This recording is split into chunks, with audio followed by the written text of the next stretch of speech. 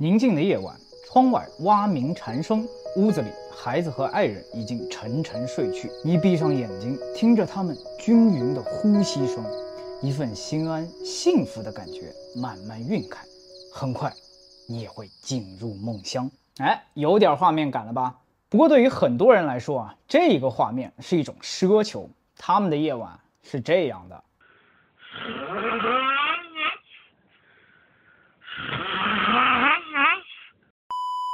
这段时间我经过药店啊，经常能够发现2张大大的到货海报贴在外面，那都是跟睡觉有关的，万艾可和治打呼噜的药。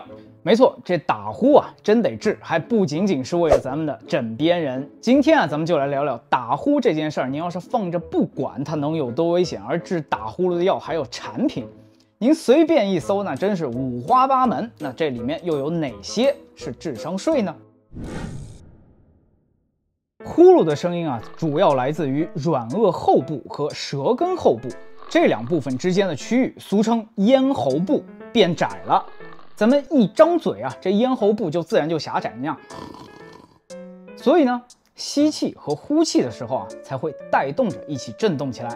那这个区域为啥会狭窄呢？咱们先是回想一下，身边什么样的人特别容易打呼？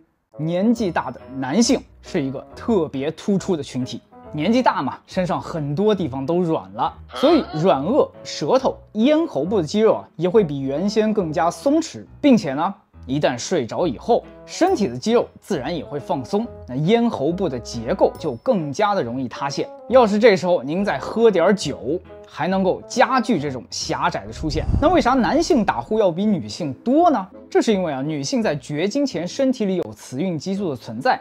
雌孕激素能够有效地维持上呼吸道的张力，抵抗松弛，那自然打呼也比较罕见了。而绝经后的女性啊，随着激素水平的下降，也更加容易加入到打呼的行列当中。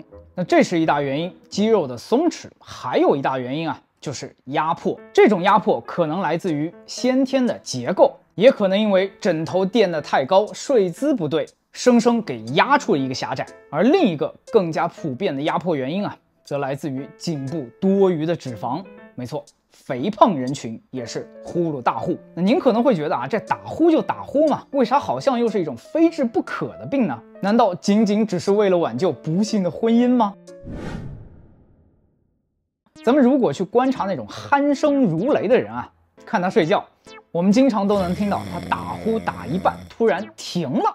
哎，这时候是因为气进不去，给憋那儿了。有些人啊，甚至能够生生的给憋醒。而如果这种现象每小时出现5次以上，就很可能他到了打呼的终极形态——睡眠呼吸暂停综合征。我非常建议出现这种情况的人群要去医院的睡眠门诊做一个多导睡眠监测。监测的内容和仪器啊，真是一堆，连线都连半天。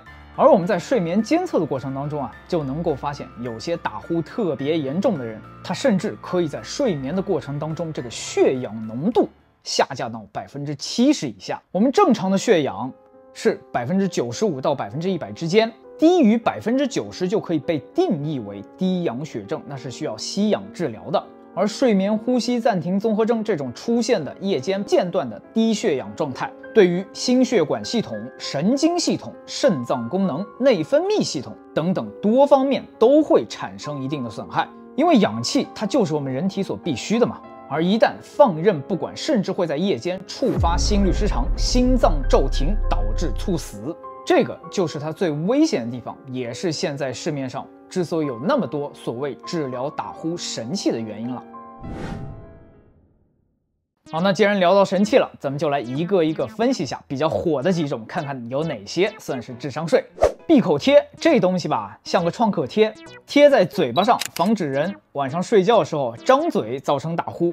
讲真啊，这个东西对于轻度打呼的人啊，确实有点效果。可如果你打呼的原因是鼻腔阻塞或者上呼吸道本身就有问题的话，甚至还会因为鼻子本来不通气，加强这种低氧血症出现的风险。所以啊，并不是覆盖所有人群。再来就是止鼾喷雾，这种喷雾啊，其实很多都是处方药，如果不是医生同意给您开，那我真不建议咱们直接自己去购买，因为它里头的成分啊，其实是激素或者一些血管扩张药。短期内它能够帮助我们的咽喉部消肿抗炎，但是长期来看，这个副作用就会越来越大。止鼾枕是这几年新出来的神器，但是这种神器最大的问题就是，如果我们没有选到适合自己的枕头，长期的使用过程当中，还有可能对您的颈椎造成损害。所以除了要选择那种刚好可以托住您颈区的 S 型款式，在高度上面习惯侧睡的，那我们选择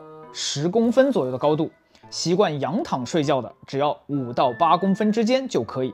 这个止鼾枕啊，不是一味的去追求那个高度。那最后咱们来讲一个能够完全治标的神器，哎，真是神器啊！正压呼吸机。那为什么说它能够完全治标呢？它能够通过持续的加压，让您在睡眠的过程当中啊，吸气时始终保持气道的开放，属于用物理方式撑开您的气道。但是它有2个问题，一个就是贵，第2个就是麻烦。晚上睡觉戴着吧，是真的不舒服。所以很多人啊，用着用着他就不想用了。其实要想改善打呼，最有效的办法是3个。第一个是减肥，我自己就是从85公斤减到现在65公斤以后啊，再也没有出现过打呼。那第2个就是运动，运动过程当中剧烈的呼吸能够锻炼到所有呼吸道的肌肉，这样就能够更好的降低软腭塌陷和无力的程度。那这2个方法呢，也有一个所谓的缺点，就是它必须在3个月以后才能慢慢见效。那如果说您减肥了，也运动了，又用了很多的所谓治打呼神器，还是没有效果，那最后还有一个办法，就是手术。手术的种类啊，其实是有非常多，不过目的就只有一个，就是扩大咽喉部的空间。希望今天的内容啊，能够让您重视起来打呼这件事儿。但是咱们也不用草木皆兵啊，不是所有的鼾声如雷的人啊，睡眠呼吸暂停综合征患者这个比例并不是很高。但是咱们一直放着不管的话，就有可能会出现危险。当然，有些智商税完全可以不用交，先把减肥和运动这2个办法用起来，而做到了这2点，对于咱们身体的好处可就不只是改善打呼这一点点的红利了。好了，那今天就聊到这儿，知道一点有趣点，咱们下期再见。